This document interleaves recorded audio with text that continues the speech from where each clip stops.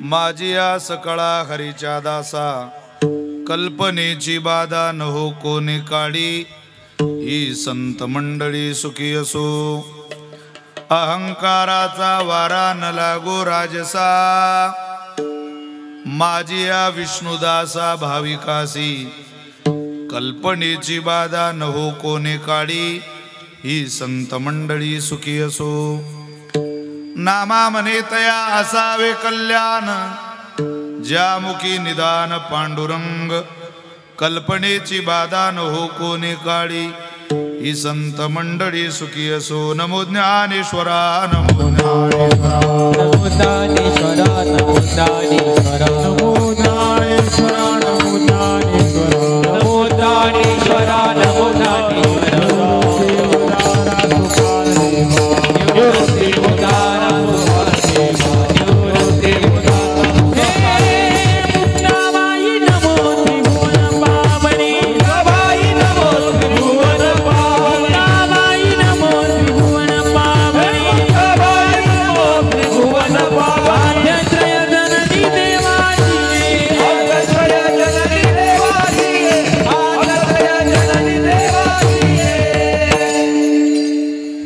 संपाद्य ज्ञानंच विदाय भक्तिं विलोकितो येन समाधिराज वैराग्यवन्तं सुविचारयुक्तं नमामि जोगं शिरसा गुरुन्तं महिं न पारन्ते परमविदुषो यद्य सदृशी स्तुतिर्ब्रह्मादीनामपि तदवसन्नास्त्वयि गिरः अथा वाच सर्वस्वमतिपरिणामावधि गृह्णन् ममापीश स्तोत्रे हरनिरपवाद परिकरः मस्तक हे पायावरी या वारकरी संतांच्या प्रतिवर्षी पंढरपुरा इति महाद्वारा हरी भेटी विठ्ठल विठ्ठल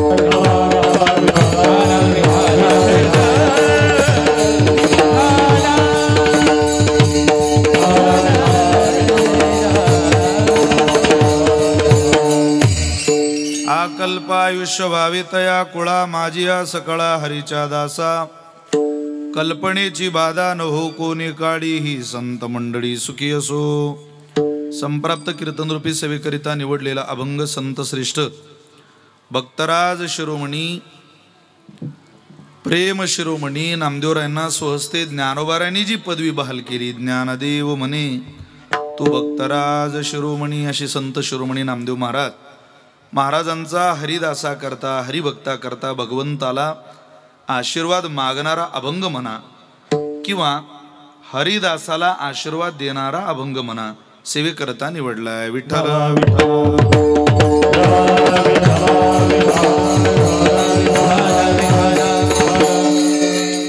आज लांडे पाटील परिवारामध्ये एक आगळा वेगळा सोहळा साजरा होतोय पिता स्वयंमेव नारायण माता प्रत्यक्ष लक्ष्मी आपण ऐसे भावी ज्याचे मन सुपुत्र जाणतो एक नाथ महाराज मुलगा सुपुत्र या शब्दाची व्याख्या एकनाथी भागवतामध्ये करतात केवळ बापाच्या इस्टेटीवर जगणाऱ्याला मुलगा म्हणत नाही आईच्या इस्टेटीवर जगणाऱ्याला मुलगा म्हणत नाही आई वडिलांप्रती करुणा व्यक्त करून कृतज्ञतेचा सोहळा करणारी मुलं या जगात थोडी आहे आणि ती जर सापडली सुपुत्र जाणतो एक त्याला मुलगा म्हणायला आपली सनातन वैदिक हिंदू परंपरा तयार आहे सुपुत्र या व्याख्येमध्ये बसणाऱ्या लांडे पाटील परिवारात दोघं भावंडांना मी मनापासून धन्यवाद देतो आदरणीय सतीशराव आणि आदरणीय दत्तात्रय भाऊ ही यादव बाबांची दोघं मुलं यादवराव रघुनाथराव लांडे पाटील तद्वत मातोश्री प्रयागाबाई यादवराव लांडे पाटील यांच्या अभिष्ट चिंतन सोहळ्याच्या निमित्ताने सतीशरावांनी आणि दत्तात्रय भाऊंनी दोघी परिवारांनी एकत्रित होऊन हा कृतज्ञतेचा सोहळा मातृपितृ पूजनाचा सोहळा इथं आयोजित केला मी मनापासून त्या परिवाराला धन्यवाद देतो प्रणाम करतो उपस्थित संत सज्जन मायबाप गोड या कार्यक्रमाचं नियोजन ज्यांनी केलं आणि मला या कार्यक्रमाचं सादर निमंत्रण ज्यांनी दिलं ज्यांच्या अट्टहासातनं ही सेवा माझ्याकडे आली अशा आदरणीय हरिभक्त परायण श्रद्धेय उत्तम कीर्तनकार अमोलजी महाराज गाडे मी महाराजांना मनापासून धन्यवाद देतो या परिवाराशी असलेला महाराजांचा संबंध, महाराजांचं या गावाशी या परिसराशी असलेलं नातं आणि त्या ऋणाणू बंधातनं महाराजांना इथं कार्यक्रमाला उपस्थित राहावं लागतंय. मला ही सेवा करण्याचं सद्भाग्य मिळतंय. लांडे पाटील परिवाराच्या भेटीला घराकडे 5 मिनिट गेलो. त्या परिवारात आनंद पाहायला मिळाला आणि आनंद काम पाहायला मिळाला त्याचं कारण आहे वैकुंठवासी प्रातस्मरणीय सदानंदांची सेवा करणारं ते कुटुंब आहे, तो परिवार आहे. सद्गुरू सदानंद महाराजांची महात्म्याची सेवा झाली आणि आनंद घरामध्ये महात्म्यानं दान दिला. साधू कोण्या घराला काय दान देतील सांगता येत नाही.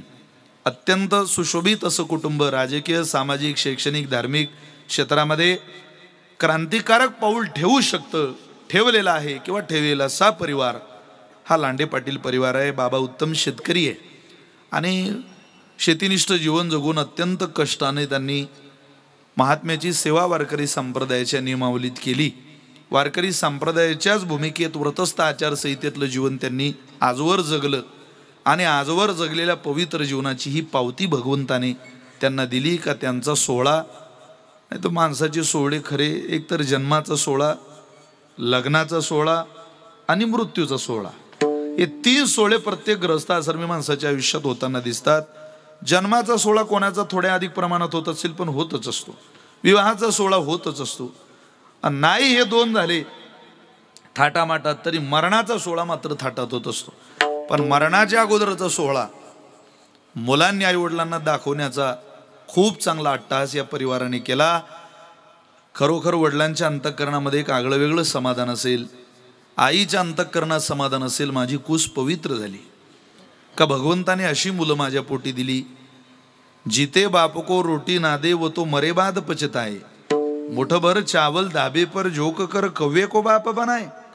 अरे जिवंतपणात बापाला बाप न म्हणणारी पोरं याच मृत्यूलोकात, याच कलियुगात, याच गावात, याच जिल्ह्यात, याच परिसरात, याच राज्यात याची देही याची डोळा आपल्याला पाहायला मिळत आहे.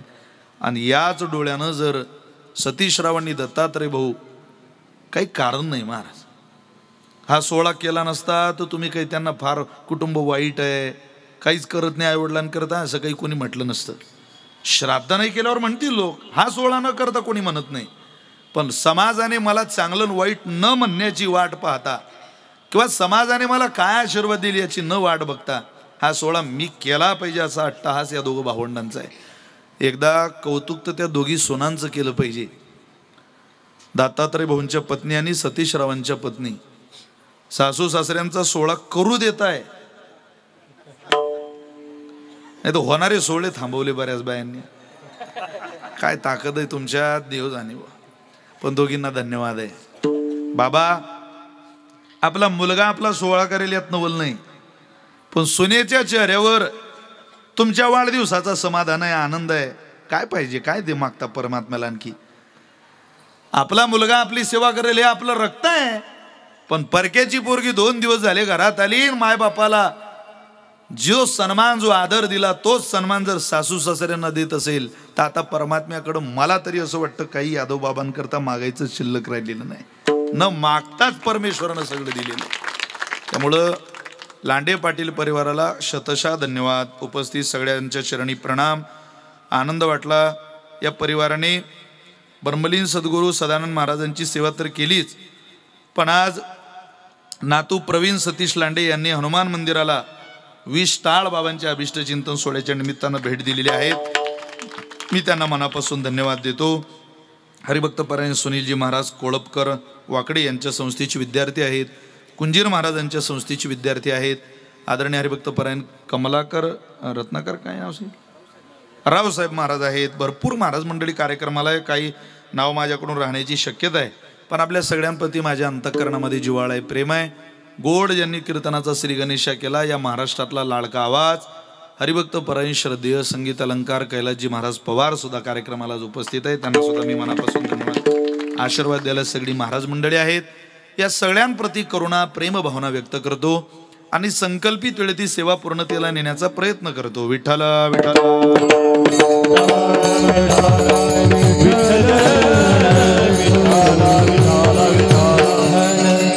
मृदंग साथीला आदरणीय विष्णू महाराज आहेत. गोड हात महाराजांचा वादनात आहेत. राहुरीहून ते आपल्या कार्यक्रमाला आहेत. संतश्रेष्ठ नामदेवरायांचा 4 चरणाचा अभंग मी आपल्या समोर म्हटलेला आहे.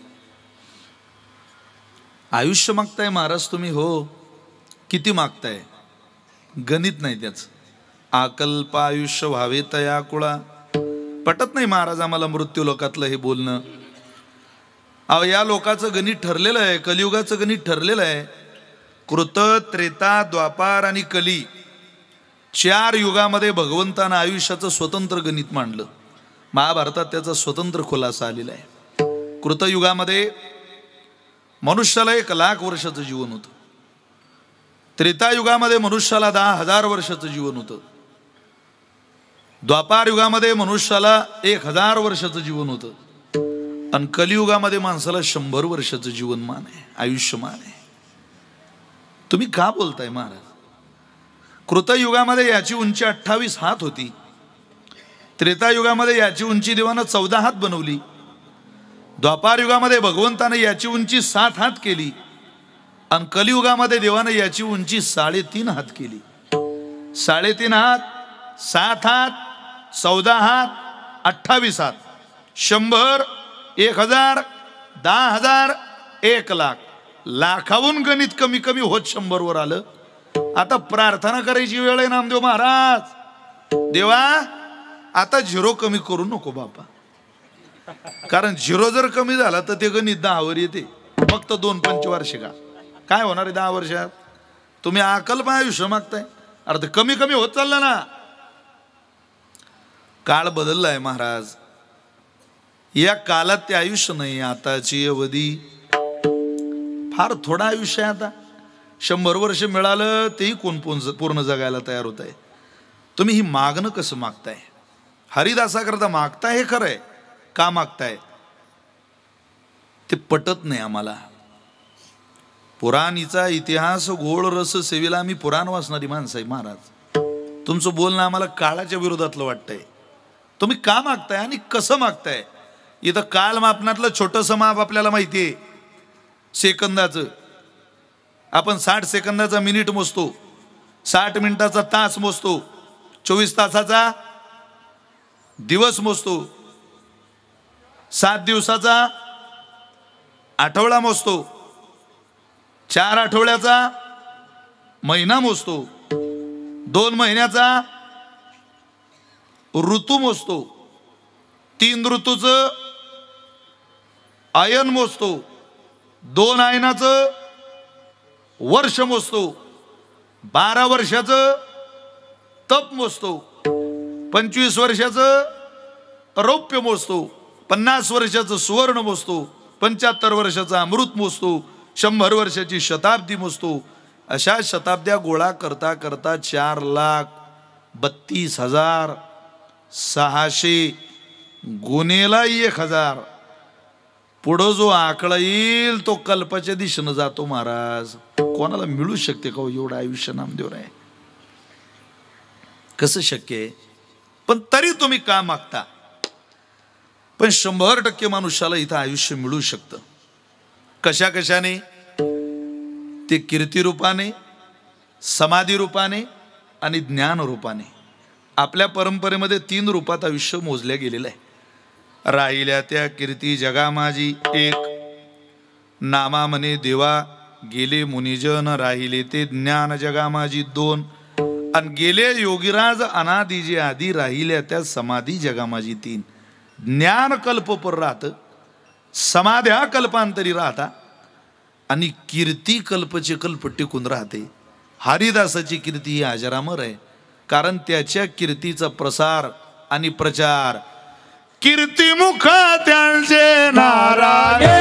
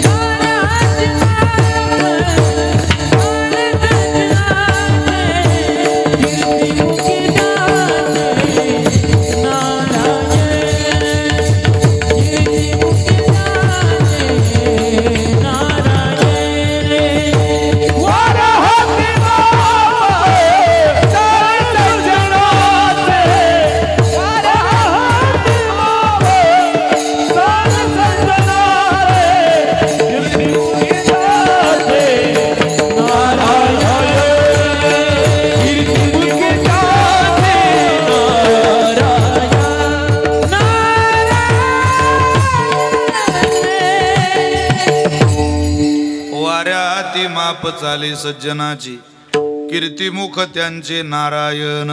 अप्रत्यक्ष कीर्तीचा प्रचार आणि प्रसार करणारा जगन्यंत आहे, तोच त्यांची कीर्ती दिगंतरी पोचवतो. त्यामुळं आकल्प आयुष्य कीर्ती रूपानं, ज्ञान रूपानं, समाधी रूपानं मिळू शकतं. फक्त ते आयुष्य तितकं सुंदर पाहिजे. खरं तर गुणानुवाद जीवनामध्ये जगासमोर मांडायला किंवा गुणाचं कौशल्य जगासमोर मांडायला आयुष्य खूप गरजेचं आहे. आपल्याजवळ खूप गुण आहे आणि आयुष्यच नाही. आयुष्य विन लक्षणे, शिसे विना अलंकारणे, ओरे विना ओढावणे विटंबुगा. लक्षणानं भरलेलं जीवन आहे. एखादा ज्योतिषी भविष्यकार रस्त्यानं फिरायला लागला आणि एका बाईनं आवाज दिला, ओ बाबा. तिकडं हॉलमधली माणसं गप्पा आणू नका हो. ती हॉलमधली मंडळी बोलू नका. हे इथले इथले अहो बोलू नका, तुमचा आवाज येतोय आम्हाला. तिथल्या माता भगिनी बसलेल्या वगैरे, हे माऊली पाहत का नाही इकडे.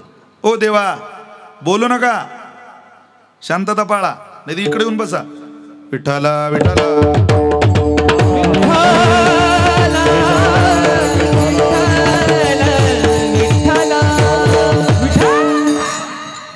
महाराज माझ्या पोराचं भविष्य पहा. दाखवा हात. हात घेतला. वा वा वा बाई, तुझा मुलगा रूपवान आहे ग. हो आहे. कुलवान आहे. वा शिलवान आहे. धनवानही आहे तो. ती बाई म्हणे महाराज रूपवान कुलवान शिलवान राहू द्या, त्याला आयुष्य किती आहे ते सांगा, लक्षणं सांगू नका. बाई हुशार होती. बहुतेक श्रीरामपूर तालुक्यातली असली पाहिजे. तिने ज्ञानेश्वरी वाचली असेल. ती म्हणे महाराज लक्षणं सांगू नका, आयुष्य सांगा. याला लक्षणानं भरलेलं जीवन आहे, पण वयाच्या 12व्या वर्षात मृत्यू षड्यंत्र नावाचा दोष या पोराच्या आयुष्यात. हे पोरग 12व्या वर्षात मरू शकते. काय करते त्या लक्षणाला. शिसे विना अलंकारने, करोडपती नवरा आहे, भिंती एवढा आरसा केला बायको करता, 2-4 कपाट भरून ठेवले दागिन्यानं, फक्त घालणारीला नाक नाही. काय करता त्या कपाटाला. खूप चांगली श्रीवल्ली दिसायला, पण नाकच नाही. आणि पुष्पा म्हणतोय झोके का नाही साला. झोकावंच लागेल पुष्पा, सोपं नाही ते. शिसे विना अलंकारने, आरशात पाहण्याजोगं नाक नसेल तर अलंकाराला किंमत नाही. ओरे विना ओढावणे विटंबुगा, वाकडीमध्ये लग्न आहे, पोरगी वाकडीतली, नवरदेव शिर्डीचा आहे. सारं वराड आलं, लोक स्वागताला आले. व पहिली गाडी आली लक्झरी, और चला चला चला चला, गाडी आली गाडी आली गाडी आली, नवरदेव आला नवरदेव आला. त्या गाडीत सगळी रिटायर झालेली माणसं होती. राम राम राम राम. नवरदेव काय नवरदेव कुठे आहे. ते म्हटले नवरदेव नाही या गाडीत. मग तुम्ही काय झेंडावंदन आहे का, पुढे कशाला आले. नवरदेव मागे. आमची व्यवस्था कुठे. ती म्हातारी म्हटली जिल्हा परिषद खोली नंबर 3 मराठी शाळेची खोली उघडली. पहिल्या गाडी, आता टेंटवाले हुशार असतात, पहिल्या गाडी करत्या गाद्या टाकल्या. त्या टेंटच्या गाद्या पाहिले का तुम्ही.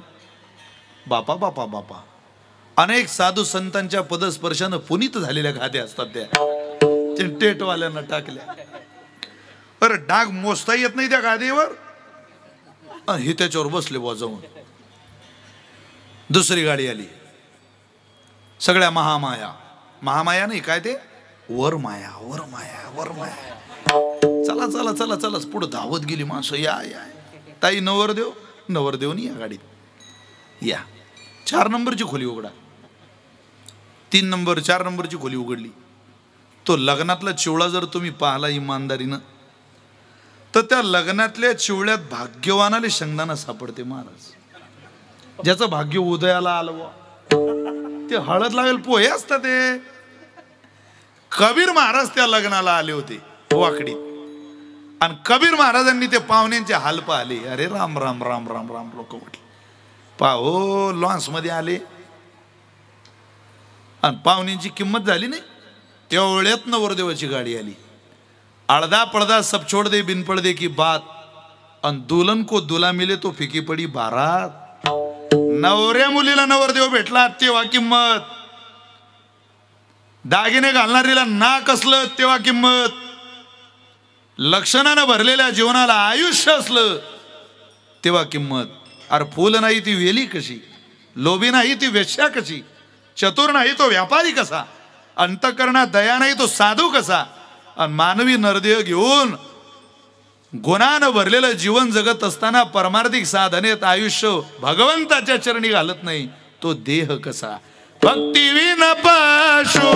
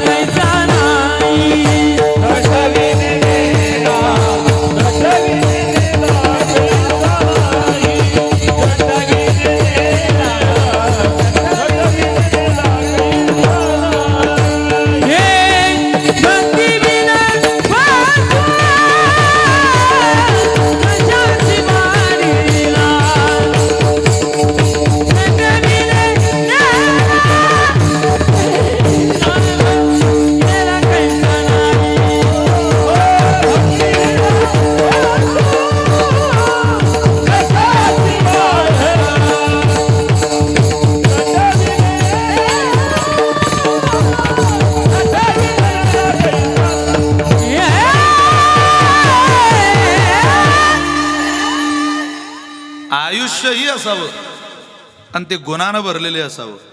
नुसता माणूस 75 वर्षाचा होऊ नये, 70 वर्षाचा होऊ नये. त्या 70 वर्षाच्या मानानं आपल्याकडं प्रोक्तपणा असला पाहिजे ना. काही माणसं युवा जवयाचे झाल्यावरही जावई झाल्यासारखे वाटत नाही. काही काही ना अजून आठवण राहत नाही आपण आबा झालो बुवा. आता आपल्याला नातू आहे घरात, आपले नातू अनुकरण करतील आपलं. जगातलं सगळ्यात सुंदर नातं आहे घरातलं आजोबाचं आणि नातवाचं. त्या नाते इतकं सुंदर नातं नाही महाराज कोणतं घरात. ज्याला मुलगा असेल ते आपलं पोरगा आपल्या बापाच्या मांडीवर खेळताना पहा, तेवढं बापाच्या मांडीवर समाधानी नसतं. ती कुचित घरात आजोबाची मांडी शिल्लक आहे, वाकडी कर. आता आजोबांच्या मांड्या राहिला नाही पोरांना. तुम्ही आपण खेळलो त्या मांड्यांवर, सुखात समाधानानं राहिलो, आंबे खायला रानात गेलो, चिंचा खायला गेलो, रानमेवा खाल्ला आजोबासोबत.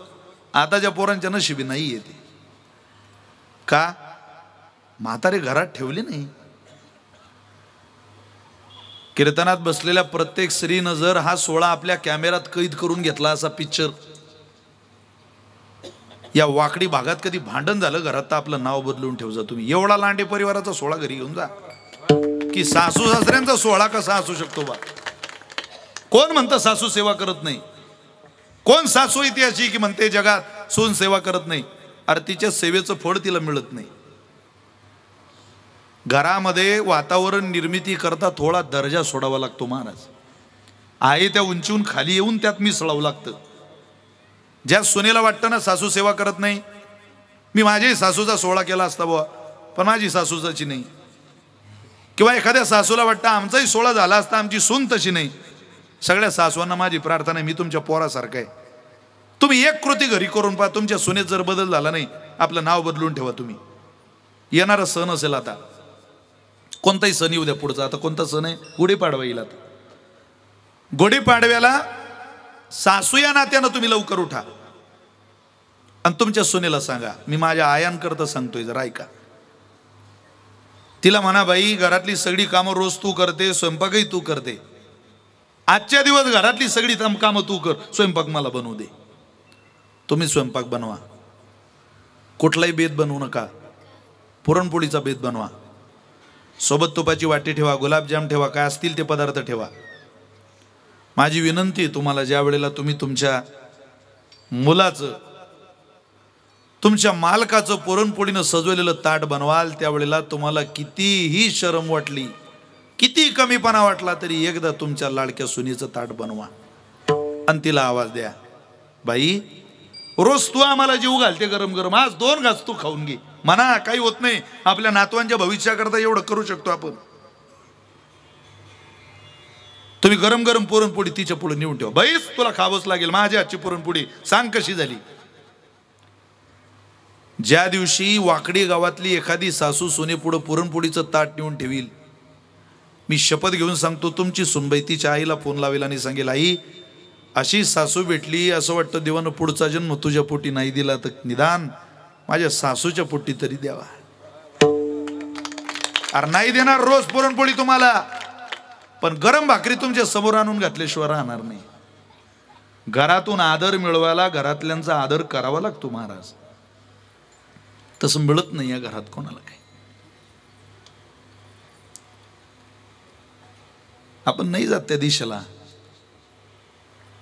नाही करत ते संगोपन, नाही तितक्या गुणाची साठवणूक करत शरीरात, काय सोळे होतील आपले.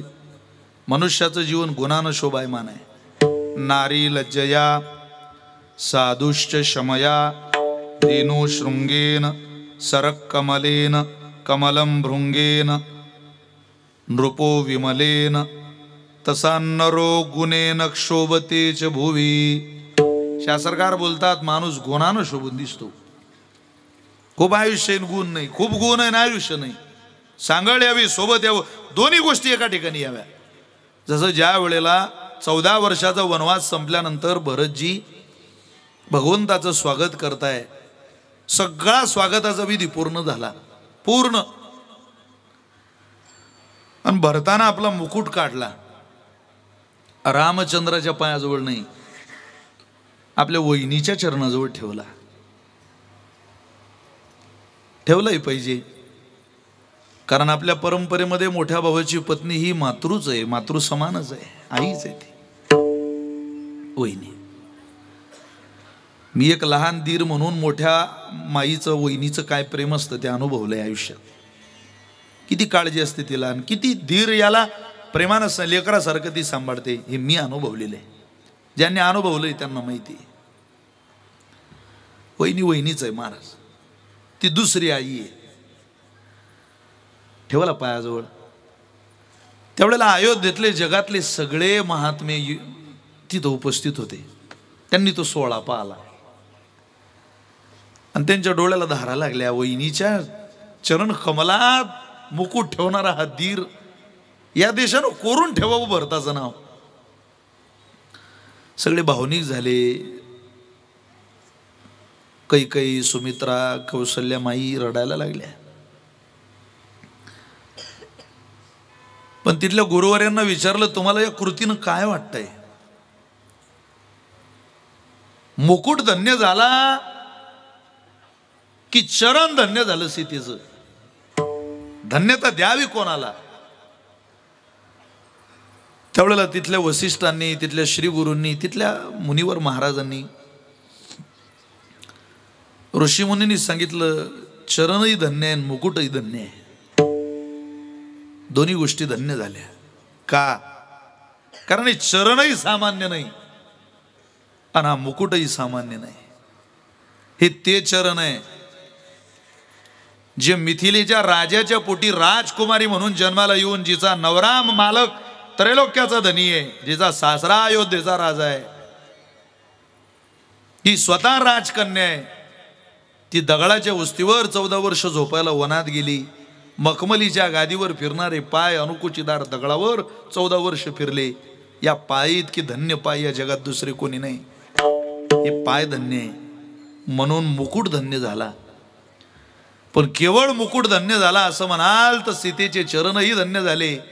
हा तो मुकुट आहे जो 14 वर्ष डोक्यावर न घेता सीतेच्या मालकाच्या चपला त्यानं आपल्या डोक्यावर मिरवल्या. सोन्याचा होता पण डोक्यात नाही घातला. मोठ्या भावाच्या चपला 14 वर्ष डोक्यावर घेऊन फिरणारा भरत वहिनीच्या पायात शरण येतोय. वहिनीचे चरणही धन्य आहे आणि भरताचं मस्तकही, भरताचा मुकुटही धन्य आहे. या दोन्ही गोष्टी तेव्हा धन्य होतात जेव्हा त्या समतोलात सापडतात. तेव्हा आयुष्य तेव्हा धन्य होतं, ते गुणात सापडतं. आणि गुण तेव्हा धन्य होतात जेव्हा ते आयुष्यात सापडतं. नारी लज्जया, खूप दिसायला स्त्री सुंदर आहे पण लाजतच नाही. अरे दिसायला सुंदर तर वेश्याही असते, देहविक्रीचं काम करणारी बाई, म्हणून तिला जगात मान नाही ना. ती दिसायला सुंदर असेल पण सन्मान नाही तिला. सन्मान तिला आहे जी लाजत आपलं सौंदर्य सांभाळते. नारी लज्जया. प्रतिभाताई पाटील ज्या वेळेला राष्ट्रपती झाल्यानंतर अमेरिकेला गेला त्यावेळेला हा महाराष्ट्र प्रतिभाताईंकडे गौरवानं पाहत होता. समाधान होतं या राज्याला, निदान पंतप्रधान पद अजून महाराष्ट्राला कोणाच्या माध्यमातून मिळालेलं नाही, पण राष्ट्रपती पदाला गवसणी घालणारी एक बाई या महाराष्ट्रात जन्माला आली, तिचं नाव प्रतिभाताई पाटील. अमेरिकेला ज्या वेळेला बराक ओबामांच्या भेटीला गेल्या, उजव्या बाजूला भारताचा तिरंगा आहे, डाव्या बाजूला अमेरिकेचा राष्ट्रध्वज आहे. बराक ओबामांच्या हातात हात द्यायला पुढे हात केला, बराक ओबामांनी हात पुढे केला होता, ताईंनी हात पुढे केला, पण ताईंनी ज्या वेळेला हात पुढे केला त्यावेळेला वाकडीकर डोक्यावरचा पदर थोडासा सरकला. ताईंनी पुढे केलेला हात मागे घेतला, आधी डोक्यावरचा पदर नीट केला आणि मग बराक ओबामांच्या हातात हात दिला. त्यावेळेला बराक ओबामा म्हटले होते, हे केवळ भारतातली स्त्री करू शकते. याला म्हणतात नारी लज्जया. आवाज येत नाही हो सासऱ्यांच्या समोर काही काहींच्या चपलेचा आवाज. आमच्या विदर्भात अजून अशा अनेक गाव आहे, अनेक का सासऱ्याजवळून सून चप्पलही घालून जात नाही. इतकं काही या काळात पालनं होतं वगैरे, मी त्या मताचा माणूस नाही, काळ बदललेला आहे. मी मर्यादा सांगतोय. नारी लज्जया. आवाजही येत नाही त्यांचा, आवाज बैठकीतल्या सासऱ्याजवळ येत नाही बोलताना. स्त्रियांचा आवाज येत नाही काही घरात, येऊ सुद्धा नाही. आला तर तो मंद स्वरात हळुवार लक्ष्मीचा पावलाचा आवाज यावा, पैजणांचा आवाज यावा. काही काही भागात तर बाया, एखादी बाई गल्लीतून गेली तर असं वाटते पोकलँड चालला आपल्या गल्लीतून, थाप थाप थाप थाप थाप.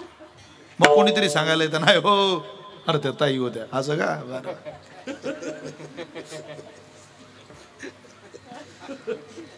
नारी लज्जया. नारीचं जीवन गुणानं शोभू नये पण तिच्या लाजण्याच्या. नृपो विमलेन. राजा शोभू नये पण त्याच्या विमलतेनं. सरक कमलेन. सरोवर शोभू नये पण कमळानं. कमलम भृंगेन. कमळ फुल शोभू नये पण त्याच्यावर असलेल्या भृंग्यांनी. धेनू शृंगेन. गाय शोभू नये पण तिच्या शिंगांनी. तसा नरो गुणेन. तसं यादव बाबांचं जीवन शोभू नये त्यांच्या गुणांनी. तसं सोहळा होत नाही महाराज. नरो गुणेन. ज्या नराचा, ज्या माणसाचा सोहळा त्याच्या हयातीत झाला, समजावं ते शरीर गुणानं भरलेलं आहे. आणि काय गुण आहे व त्यांचा? ते दास आहे. कोणाचे दास आहे? हरिदास आहे. ते हरिदास असल्यामुळं गुणानं भरलेलं जीवन आहे. आणि हरिदास या गुणानं भरलेल्या जीवनाला काही काळ नको देवा.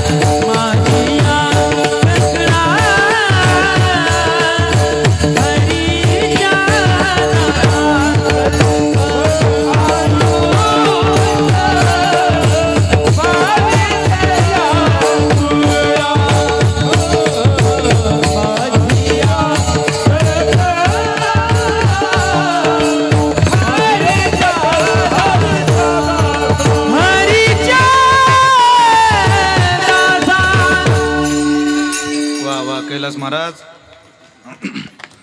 सध्या मोठा सोहळा कैलास महाराजांशिवाय राज्यातलं होत नाही. जसं पवाराशिवाय सरकार स्थापन होत नाही कोणाचंही. हो, पवार लागतात. महाविकास आघाडीचं हो, नाही तर महायुतीचं हो, कैलास महाराज पवार लागतातच. कैलास महाराजांचा आवाज मुळातच गोड आहे. चला, साधन आहे त्यांच्या आयुष्यात. अकल्प आयुष्य व्हावी तया कुळा. अकल्प आयुष्य, कल्पचे कल्प टिकून राहिली इतकं आयुष्य त्या लांडे पाटील कुळाला मिळालं पाहिजे देवा. अरे इतकं सुशोभित कुटुंब ज्या महात्म्याने केलं त्या कुळाला आशीर्वाद दे देवा तुझा. आयुर्विद्या यशो बलम दे तू. आयुष्य, विद्या, बल, यश हे मागण्यानं मिळत असतं, पण आपण मागण्यानं नाही, संतांनी आपल्याकडं मागितलं तेव्हा मिळत असतं. देव कोणालाही देत नाही, आयुष्य देत नाही. विद्या यशो बलम, बल देत नाही, यश देत नाही. त्यामुळं मागा, पण आपण नाही.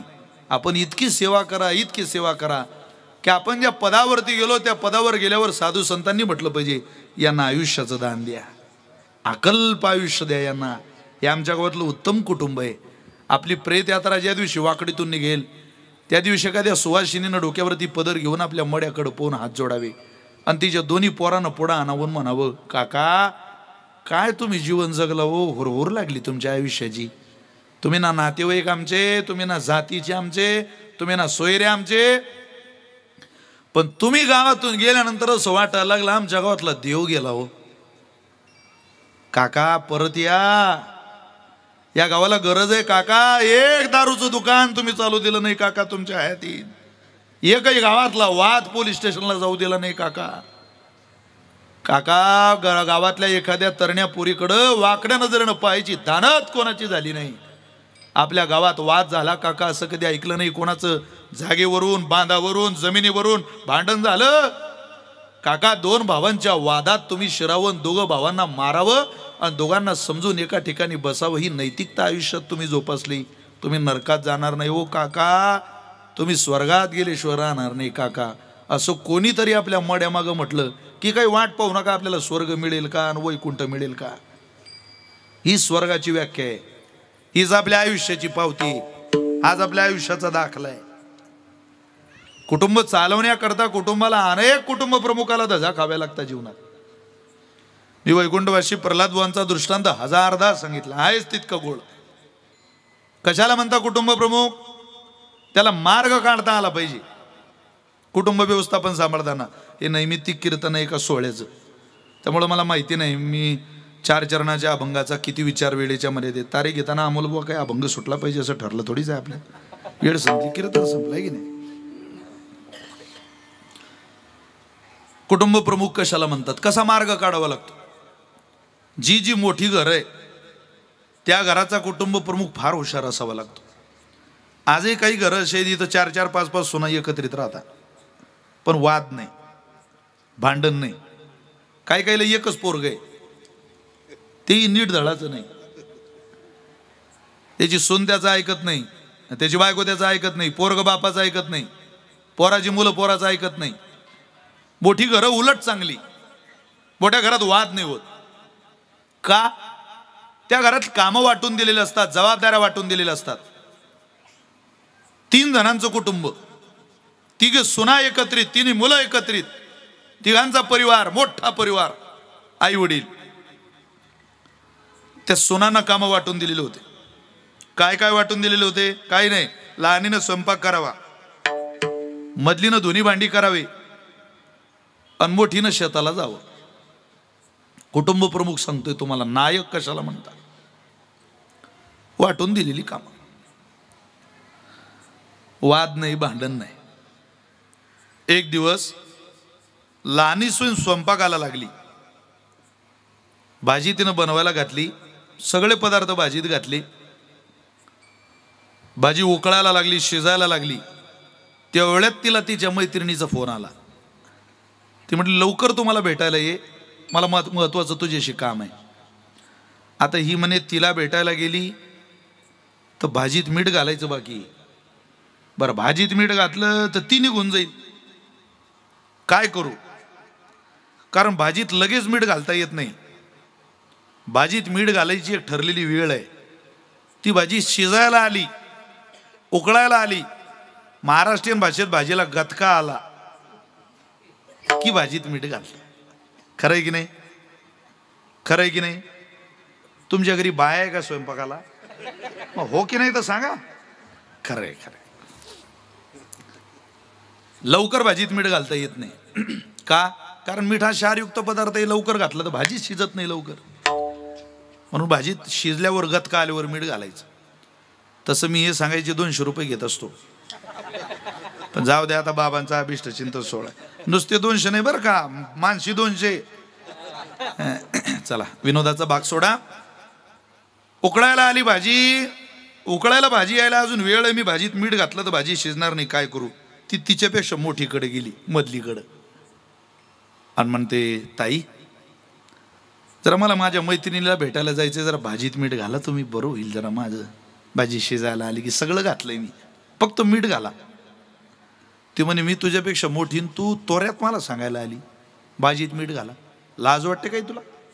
निघेतून, आपल्याकडून ते जमणार नाही. तुझं काम तू कर, चल मीठ घाला. ती म्हणे, हे काय आपलं काम करणार नाही. ती तिच्यापेक्षा मोठीकडे गेली.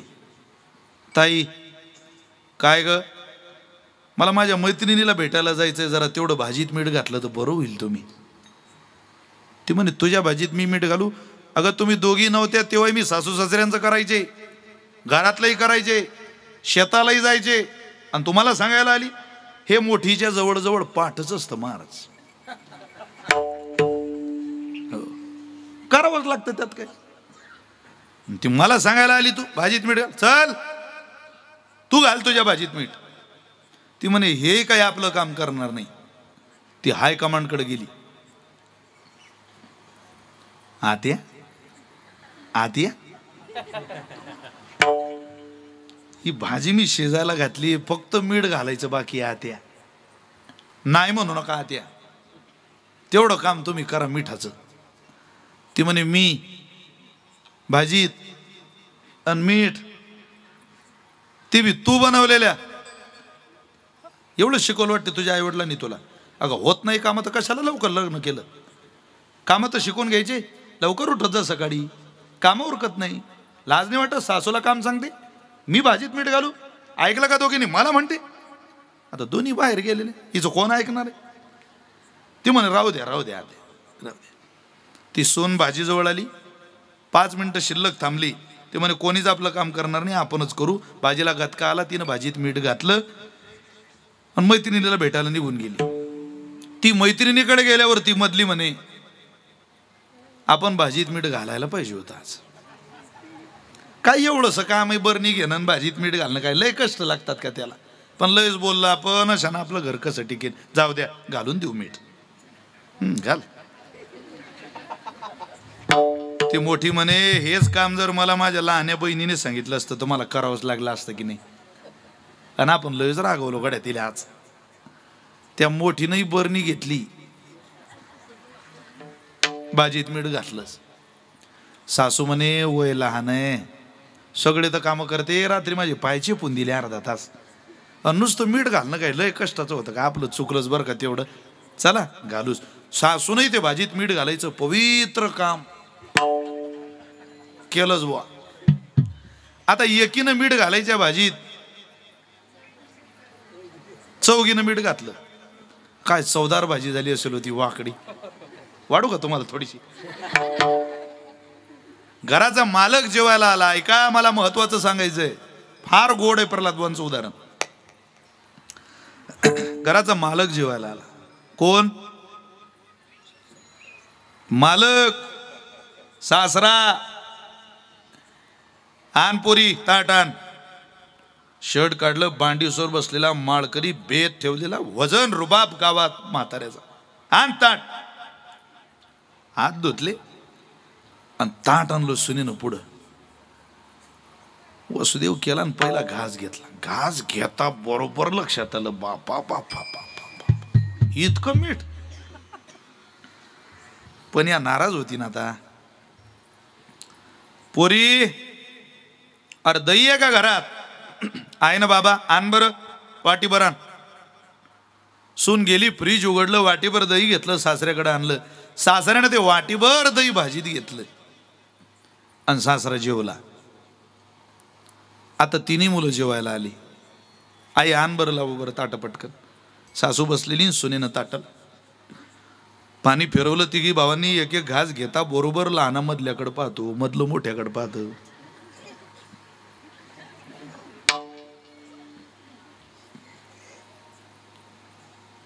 खारट झाली. आई बाबा जेवले? जेवले म्हणे. काय खाल्लं ग? हेच हे म्हणे. भाऊ पण तुझा बाप कधी दही मागत नाही, आज तुझ्या बापानं भाजीत वाटीभर दही घातलं रे पोरो.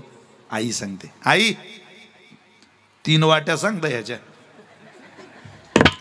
3 वाट्या दह्याच्या आणल्या आणि त्या 3ही वाट्या वाटी वाटी दही पोरांनी भाजीमध्ये घातलं. मुलं जेवले. आता जेवायला बसल्या. कल्पना, माधुरी, ऐश्वर्या, जया बच्चन सगळे जेवायला बसले. आणि मग पहिला घास घेतला तेव्हा यांच्या लक्षात आलं, ताई मीठ जरा जास्तच लागतं. ती म्हणे हा मी घातलं होतं थोडं. मोठ्या ताई ती म्हणे मी घातलं. सासू म्हणे मग मला सांगितलं तर असतं, मी घातलं थोडं. असं का? उदाहरण संपलंय. मला सांगायचं हे, उकरड्यावर फेकून द्यायच्या लायकीची भाजी झाली ना राव श्रीरामपूर तालुक्यातल्या भक्तांनो. पण त्या घरात भांडण नाही हो झालं, वाद नाही झाला. हीच भाजी जर तुमच्या माझ्यासारख्याच्या घरी झाली असती तर आपण किती वादंग केलं असतं, ध्यानात ठेवा. पण उकरड्यावर फेकून द्यायच्या लायकीची भाजी होऊन सुद्धा त्या घरात वाद होत नाही. याला कारण काय? त्याचं कारण एकमेव, त्या घराचा कुटुंब प्रमुख असलेला सासरा भाजीत दही घालतो, हे त्याचं प्रमुख कारण आहे. ध्यानात ठेवा. ज्या घराच्या मालकाला भाजीत दही घालता आलं त्याला कुटुंब सांभाळता आलं. कुटुंब प्रमुख, कुटुंबाचा नायक होणं इतकं सोपं नाही. जर हे सगळे गुण त्या कुटुंब प्रमुखाकडे असतील तर निश्चितच ही प्रार्थना केली पाहिजे, अकल्प आयुष्य व्हावे तया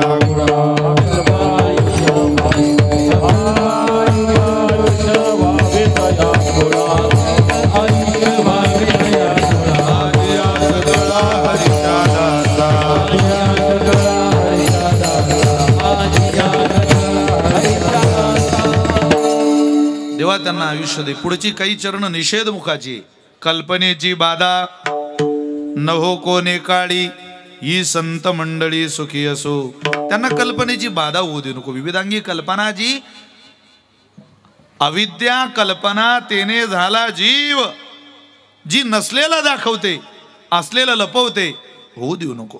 एकदा मनुष्याला बाधा झाली की ती मस्ती उतरत नाही बाधेची. आणि परमार्थापासून आपल्याला भगवंताच्या चरणकमलापासून आपल्याला लांब लांब लांब लांब लांब लांब घेऊन जाते. होऊ देऊ नको. कल्पनेची बाधा न हो कोणी काळी, ही संत मंडळी सुखी असो. सुख मिळावं यापेक्षा असेल तर ते यांना दे, कोणाला देऊ नको देवा. साधू संतांनी केलेली प्रार्थना खरी सुखाची. कोणाला वाटतो मज लागी दुःख व्हावे, सुखम सर्वस्मयी रोचते हिताय.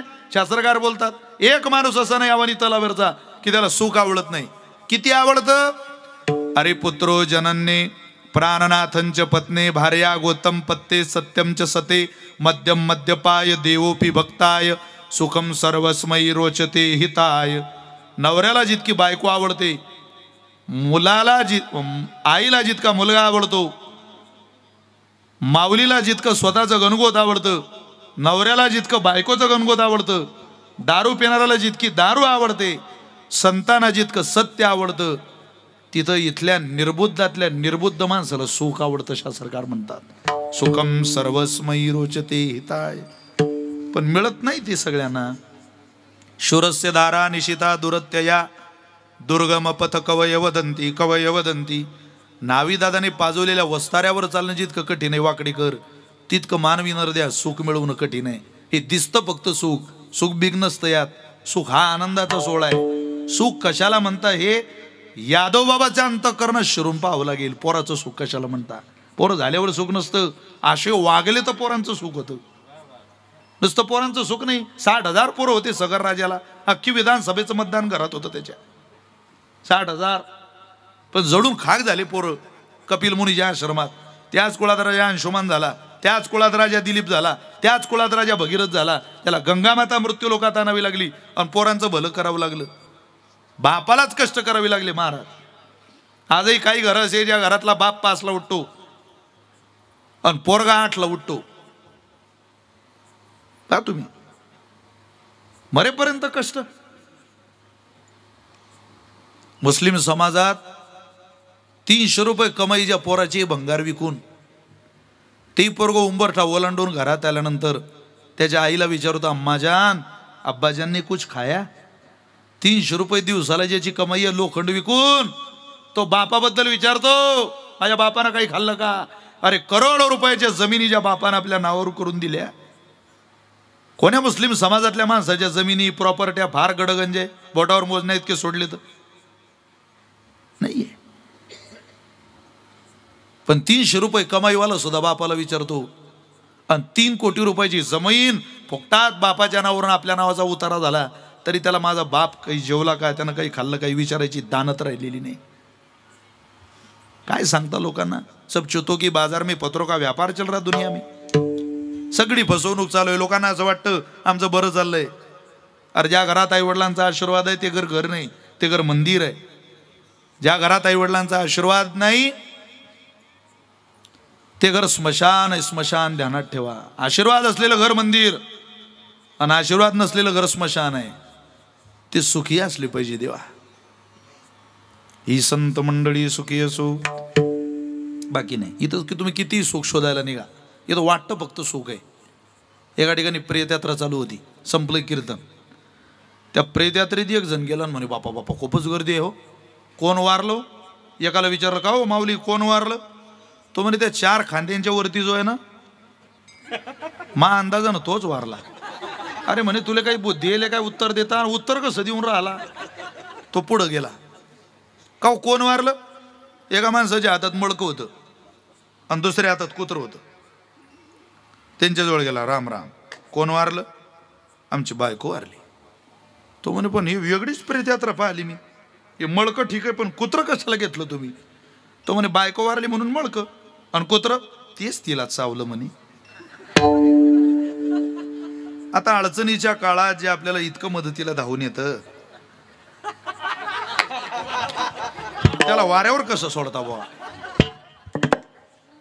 विनोदही कळले पाहिजे माणसाला कीर्तनातले. काही लोकांना विनोद सांगा ते 10 मिनिटं नसतात. काहींना घरी जाता जाता कळतो तो विनोद होता बुवा. आता काय सांगा. तुम्ही भाऊ कदम पाहत जरा काय बोलतो तो. त्या कर्नाटकच्या माणसानं भाऊ कदमला विचारलं लग्न झालं का. तो म्हणे नाही. तुमचं झालं का. झालं. तो म्हणे काय म्हणता कर्नाटकात लग्नाला. म्हणे कल्याणम. त्यानं भाऊ कदमला विचारलं आमच्या राज्यात कल्याणम म्हणता लग्नाला, महाराष्ट्रात काय म्हणता लग्नाला. तो म्हणे वाटोळम. हे बोलण्याचं कौशल्य ते त्याच्याकडे पाहायला मिळत. म्हणजे देव पुढे उभा झाला आणि देवानं सांगितलं एका बाजूला 5 करोड आहे आणि तू आंधळा आहे. एका बाजूला 2 डोळे. काय घेतो दोघीतलं सांग. 5 करोड घेतो की डोळे घेतो. काय मागाल तुम्ही. डोळे. डोळे मागायचे नाही. 2.5 करोड मागायची नाही, 1 डोळा मागायचा. मधला मार्ग काढायचा. त्या देवानं दिलेलं वापरू ना थोडस. तो म्हणे का हो खूपच कामाचा राजा हे कुत्र. तो म्हणे बा 2-4 दिवस तुम्ही आपल्याला हे कुत्र द्या.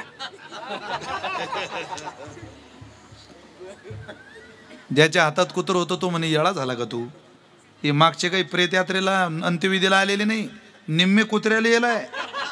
फक्त रांगेत उभे दे. रांगेत उभे राहा. रांगेत उभे राहा. अरे सुख शोधायला घराच्या बाहेर पडा. वक्ते बाबा अदृष्टांत सांगायचे. कोणाला मिळतं. आवडतं सगळ्यांना, मिळत नाही ना सगळ्यांना. सुख तेव्हा मिळेल ज्या दिवशी सुखाचा निरोप सांगणारे देवापर्यंत जातील. कोण आहे व सुखाचा निरोप सांगणारे. सुखाचा निदान तो माझा सोपान. सुखाचा बोला कैलास सोपान विश्रांतीचे स्थान मुक्ताबाई विश्रांतीचे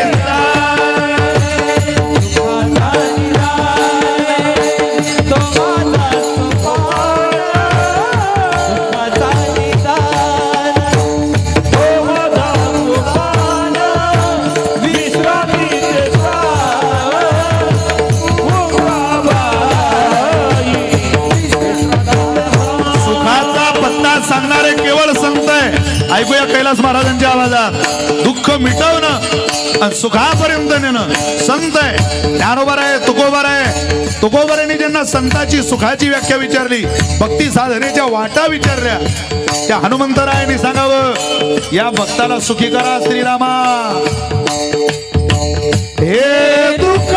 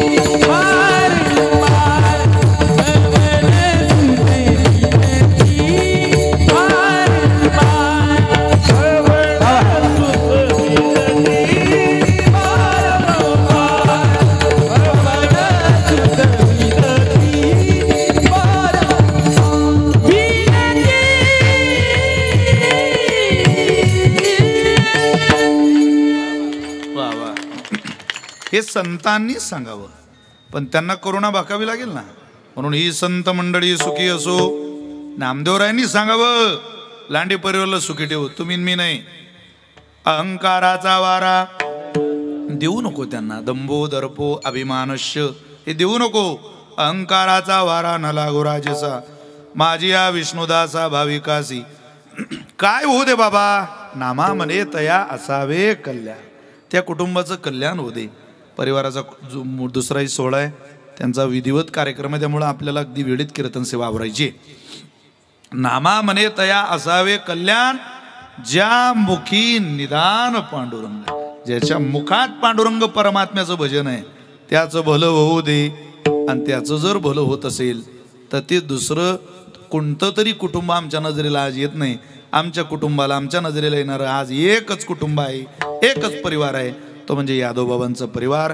यादवबाबांच्या प्रयागाबाईंच्या अभिष्ट चिंतन सोहळ्याच्या निमित्तानं जो सोहळा इथं सतीशरावांनी दत्तात्रयरावांनी आयोजित केला, त्या सोहळ्याचं हेच फळ आहे. आकल्पा विश्वावेतया कुळा माझी सकळा हरीच्या दासा.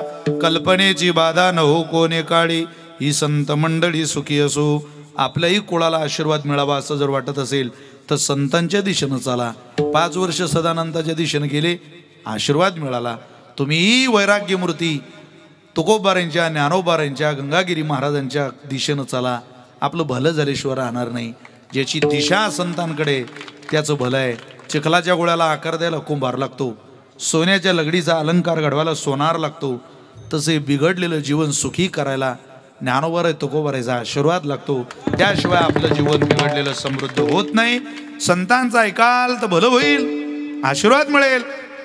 नाहीतर काय परिणाम, थोडा गेंद्यार विधा. हे जरी नाही काल तरी दुसरा येईल. हे जरी नाही काल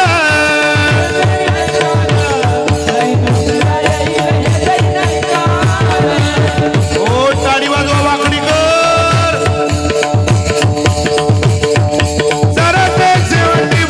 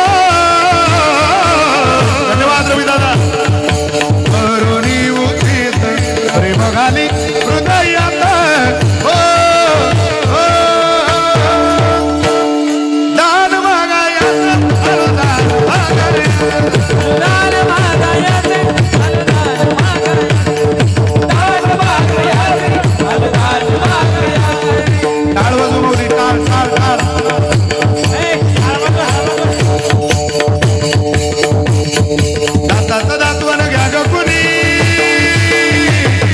दाताचं दातवण घ्या ग कुणी हे कुंकू घ्या कोणी काळा म्हणी कुंकू घ्या कोणी काळा म्हणी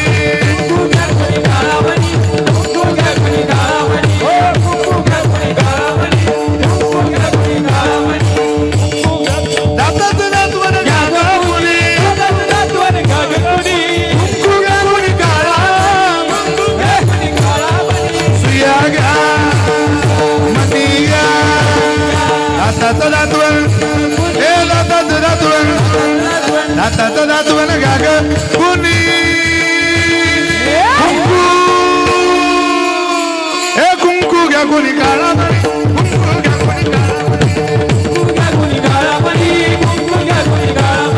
कुंकू घ्या कोणी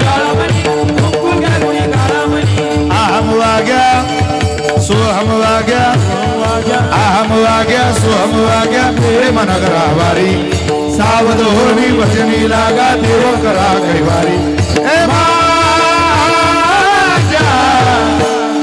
माझ्या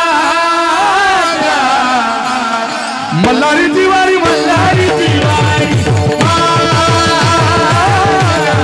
मल्हारी तिवारी मल्हारी तिवारी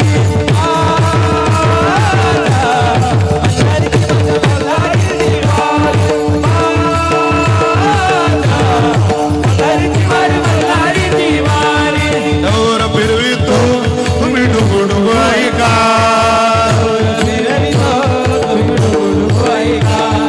डौर डौर डौर डौर डौर फिरवी तो तुम्ही डुगु डुगु ऐका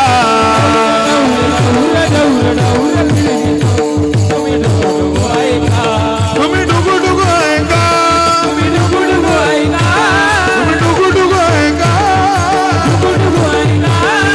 ओ हात हात हात हात हात सब एक साथ धन्यवाद पिंगळा महाद्वारी बोली बोलत देखा पिंगळा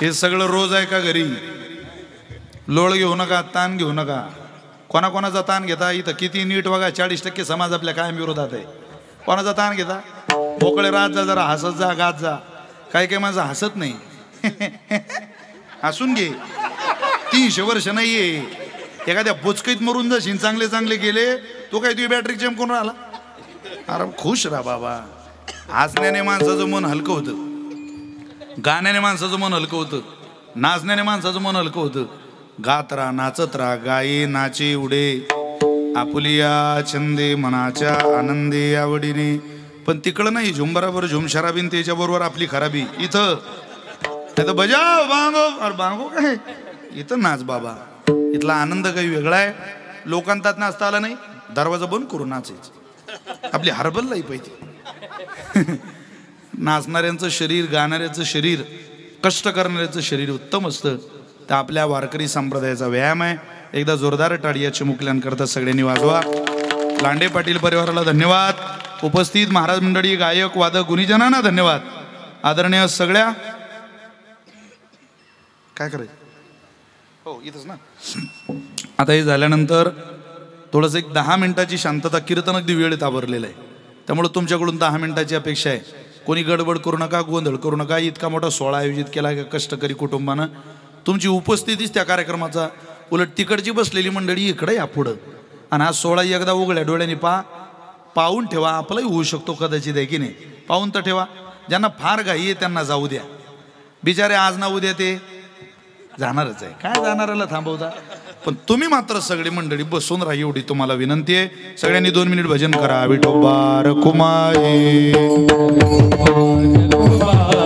ओ बार कुमाई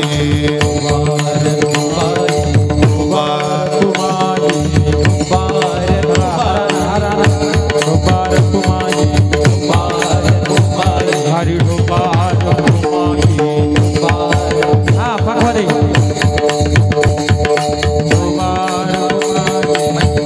तुमचं ऐकायचंय त्यांना.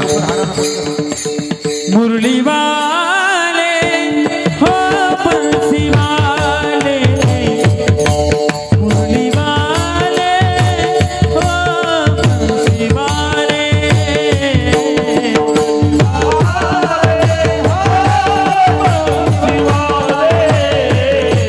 मुरली वाले हो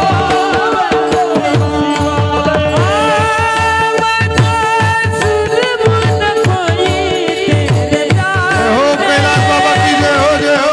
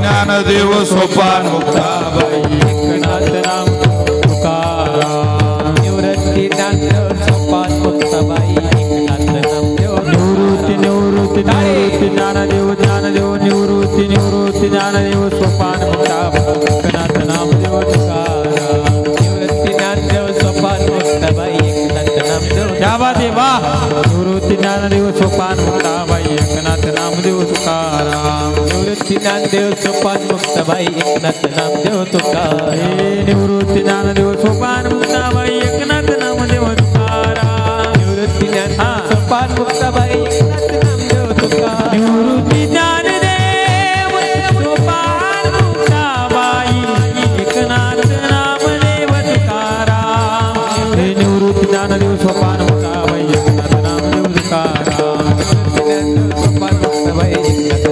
हरि बोल निवृत्ती ज्ञानदेव सोपान मुक्ताबाई एकनाथ नामदेव तुकाराम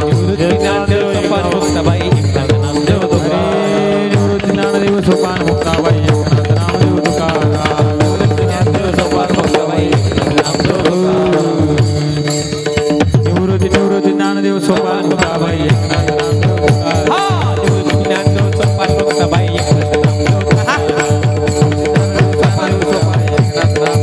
टाळी वाजवा बसलेले भजन करा मुक्ताबाई एकनाथ नामदेव टाळी टाळी ज्ञानदेव सोपान मुक्ताबाई एकनाथ नामदेव तुकाराम निवृत्ती ज्ञानदेव सोपान मुक्ताबाई एकनाथ नामदेव तुकाराम हे निवृत्ती ज्ञानदेव सोपान मुक्ताबाई बाबा हरे हरे ज्ञानेश्वर माऊली ज्ञानराज माऊली ज्ञानेश्वर माऊली ज्ञानराज महाराज विठ्ठल जय जय विठ्ठल जय विठ्ठल जय जय बोलिलेले पुरे वेळे वाकुळे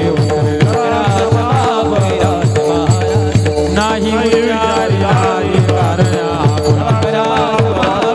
हे तुका म्हणे ज्ञानेश्वराच्या पायापैकी करायचा ऐका काही करू नका गर्दी करू नका असं नाही महत्वाचा जो सोहळा आहे तो 5 मिनिट फक्त 5 मिनिट लागतील आपण बसून घ्या वाढणाऱ्यांना विनंती आहे इकडून सूचना आल्याशिवाय तिकडं कोणी वाढू नका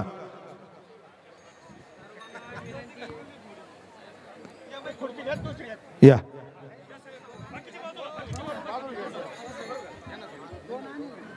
आधी मुलांकडून आईबाबांचं पूजन करा त्यांच्या गळ्यात हार घाला नंतर केक कट करा है की नाही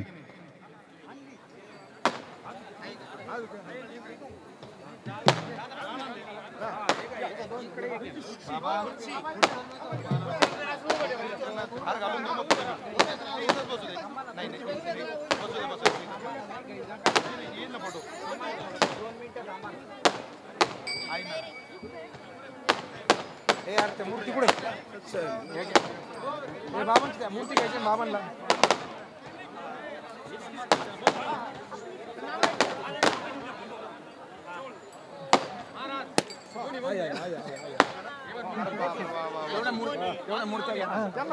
बोलवा ना त्यांना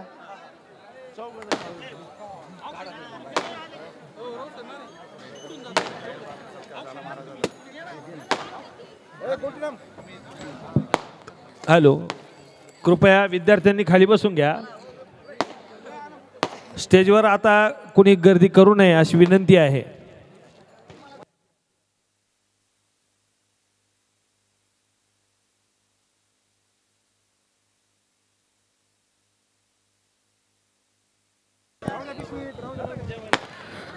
आजचा या ठिकाणी खऱ्या अर्थानं अभिष्ट चिंतन सोहळा या ठिकाणी ज्या यजमानाचा होतोय सौभाग्यवती सौ प्रयागाबाई व श्री यादव रघुनाथ लांडे पाटील यांचा जो काही अभिष्ट चिंतन सोहळा या ठिकाणी हरिभक्तीपरायण विशाल महाराज खोले यांच्यातर्फे प्रथम सप्रेम भेट विठ्ठलाची मूर्ती देऊन या ठिकाणी होत आहे परिसरातील आलेले सर्वच नातेवाईक पै पाहुणे आप्तेष्ट यांना विनंती आहे अगदी काही मिनिटातच या ठिकाणी जो अभिष्ट चिंतन सोहळा आहे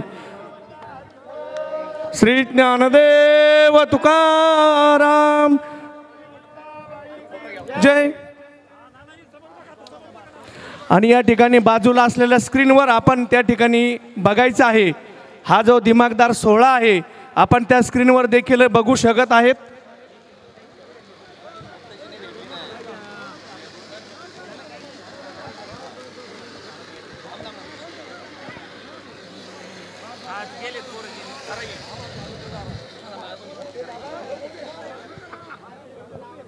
या सुंदर कार्यक्रमाचे या ठिकाणी आपण वाकडेकर त्याचप्रमाणे परिसरातील पाहुणे मित्रमंडळी आप्तेष्ट सर्व या ठिकाणी